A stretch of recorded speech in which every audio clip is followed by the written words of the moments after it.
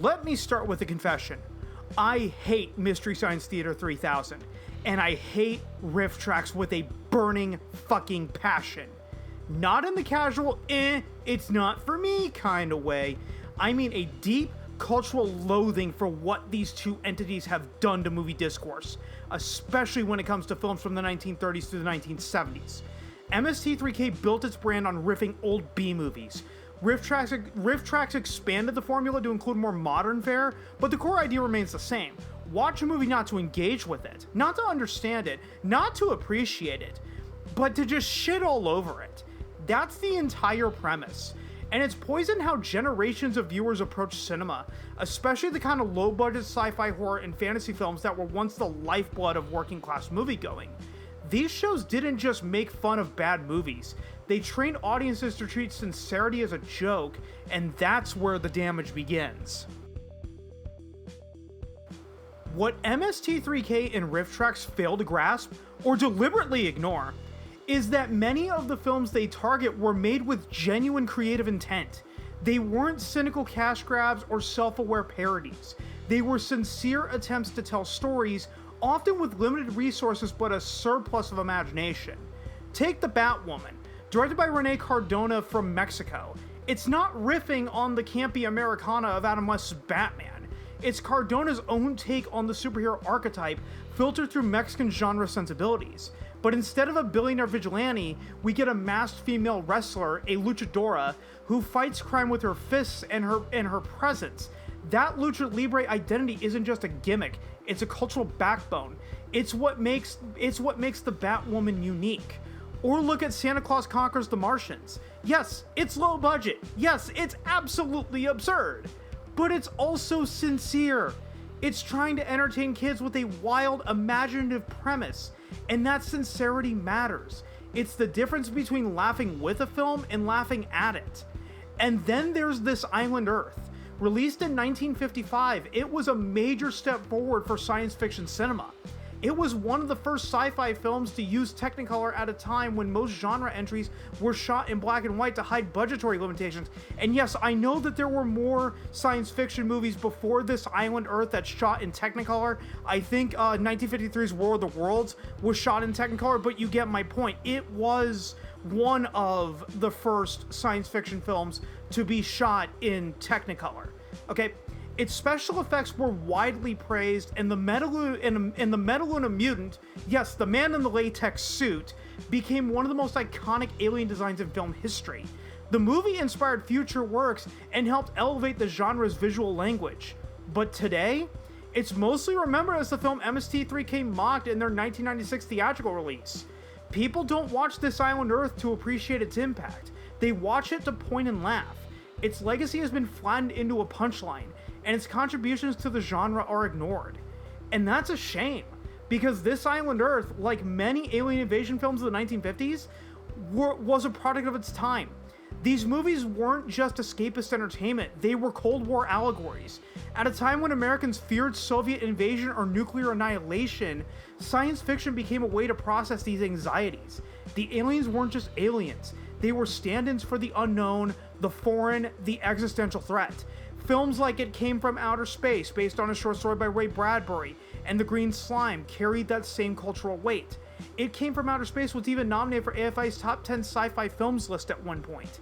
These weren't disposable B-movies. They were reflections of national fear, technological wonder, and speculative imagination.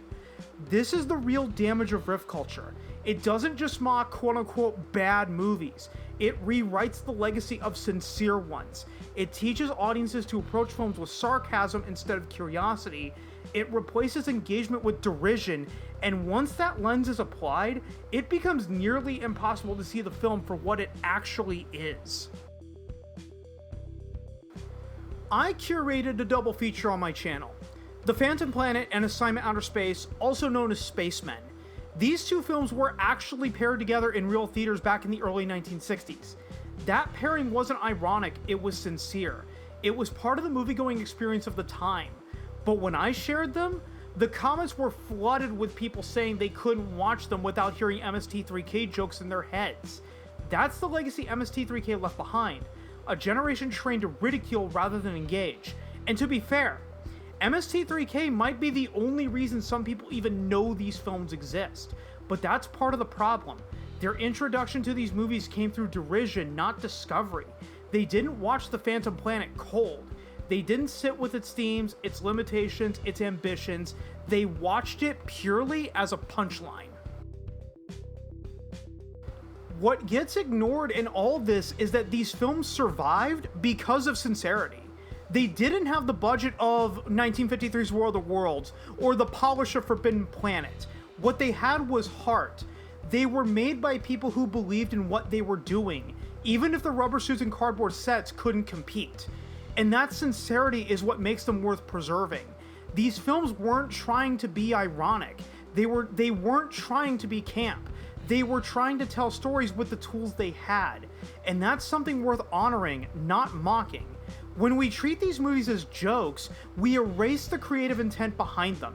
We lose the context, we lose the legacy, and we lose the opportunity to appreciate the weird, wonderful, and deeply human effort that went into making them. There's a strange magic that happens when a movie is made with complete sincerity, but ends up being funny in ways the creators never intended. Not because of riffing, not because of mockery, but because the earnestness itself becomes the source of humor. That's the difference between a film that becomes a cult classic and one that tries and fails to manufacture one. Take Samurai Cop, directed by Amir Shervin. Shervin was an Iranian filmmaker doing his take on American action movies of the time. And to put that into perspective, Samurai Cop released in 1991. I think they finished it by 1990. He cast Matt Hannon, Sylvester Stallone's former bodyguard, and filled the film with cheesy one-liners, awkward edits, and a plot held together with duct tape and hope. But he wasn't making a parody. He was trying to make a legitimate action movie. He was emulating the genre, not mocking it. And that's why it works. The camp is unintentional. It's born from ambition colliding with limitation. The same goes for The Room. Tommy Wiseau wanted to write a Tennessee Williams-style drama. He poured his heart and soul into it. But he wasn't a good writer, he wasn't a good actor, and he certainly wasn't a good director. The result was a film so emotionally off-kilter and technically broken that audiences couldn't help but laugh. They swore it was a comedy. But again, everyone involved was trying. They were giving it their best, and that sincerity is what makes the film compelling. Now contrast that with Snakes on a Plane. That movie was engineered to be a cult hit. It had a meme-ready title, a genre icon in Samuel L. Jackson, and a premise so absurd it practically begged for internet attention. But it didn't work. Why? Because it was trying too hard. It was winking at the audience from the first frame. It wanted to be riffed on. It wanted to be camp. And that desperation showed. That's the thing about camp. It can't be forced. Camp is accidental in most cases. It's the result of earnest effort meeting creative limitations. When filmmakers try to manufacture camp, it comes off as smug, self-aware, and hollow. It becomes a performance, not a story. It takes the viewer right out of the experience and into a meta-commentary that rarely satisfies. The cult classics we remember, the ones we quote, rewatch, and share, aren't trying to be funny. They're trying to be real. And that's what makes them timeless. Because when the humor comes from the movie's own sincerity, it still honors the intent. It still respects the effort. It still lets the film speak for itself. And that's exactly what's missing from riff culture. When filmmakers or audiences try to force camp, they're not engaging with the movie. They're performing over it. But there's another tradition, one that respects the film's space and lets it breathe. A tradition that understands the value of letting the movie play, even when it's strange, flawed, or low budget. MST3K and RiffTrax aren't the only movie hosts out there. The tradition goes back to Vampira in the 1950s, though sadly no episodes of her show have survived. But we've had Svengoolie out of Chicago, Joe Bob Briggs on the Movie Channel and TNT's Monsterverse, Al Lewis, Grandpa Munster himself, hosted Super Scary Saturday on TBS, and even Gilbert Gottfried and Rhonda Shear hosted Up All Night on the USA Network in the 90s. And of course, Elvira, who brought her own brand of camp and charisma to the format. The difference? These hosts respected the movies. They let them play. Sure, there were host segments, sometimes with side plots, sometimes with trivia, but the movie itself was left intact, barring any problems with FCC compliance. Roger Corman, when he hosted AMC's Monster Fest in 1999, even made a whole movie in the host segments called The Phantom Eye. But again, the films themselves were allowed to breathe.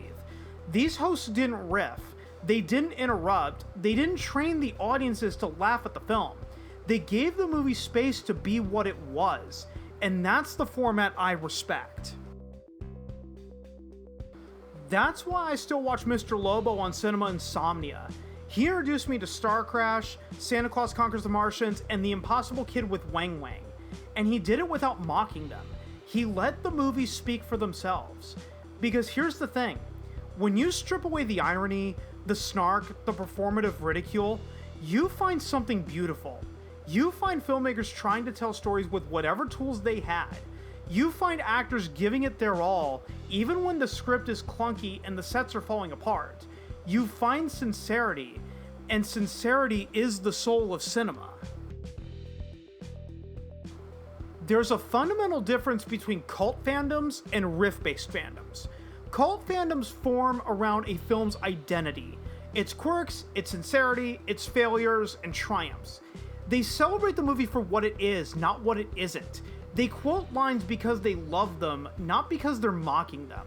They build midnight screenings, fan art, zines, and communities that honor the film's legacy, however strange or imperfect. Riff fandoms, on the other hand, form around the commentary. The movie becomes secondary, just a canvas for jokes. The fans aren't quoting the film, they're quoting the riff. They're not watching the movie, they're watching the mockery. And that shift matters, because once the riff becomes the main event, the film itself disappears. And now, we're seeing this behavior spill into theaters. People show up to repertory screenings or cult classics and try to be the next MST3K or RiffTrax. They sit in the back row, tossing out one-liners, trying to impress their friends or strangers with how clever they think they are, as if anyone came to hear from them. Spoiler, they didn't. Nobody paid for your commentary. Nobody came to hear your riffs. They came to see the movie, to experience it, to engage with it.